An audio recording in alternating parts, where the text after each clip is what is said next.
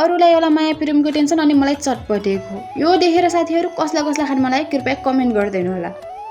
So hello everyone, welcome back to my 90 minute blog. आज पनि फेरि यही कम्प्युटर क्लासबाट भिडियो सुरुवात हुन्छ। यो कम्प्युटर क्लास चाहिँ मलाई गर्नु गर्यो, तर के गर्नु साथीहरू, लाइफ त बनाउनु पर्यो कि कसो। यसो नगर्दासम्म त लाइफै बन्दैन। अनि के साथीहरू, बाटोमा जाँदै थिएँ, फेरि भेटियो अमिलो। यो देखेर मेरो मुख नरसाउनु कुरै भएन। अनि यो चाहिँ हो हाम्रो कम्प्युटर क्लास जाने बाटो।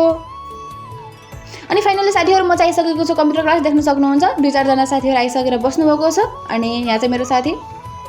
अनि साथीहरू कम्प्युटर क्लास सकेर चाहिँ म घर आइसकेको छु। अनि घर आएर देख्न सक्नुहुन्छ म कपडा मिलाउँदैछु। मेरो कोठाको हालत चाहिँ एकदम लठालिङ्ग भएको थियो। अनि मैले जसो तसो गरेर चाहिँ मिलाइरहेको छु।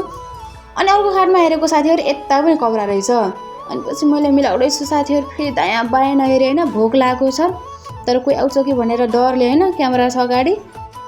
यो चाहिँ कम्प्युटर क्लास जाँदाखेरि लगाएको कपडा हो। अनि म चाहिँ फटाफट झाडु लगाउँदैछु। अनि पछि मम्मी चाहिँ पूजा गर्नुभएको रहेछ। अनि म चाहिँ टिका लगाउँदैछु साथीहरू।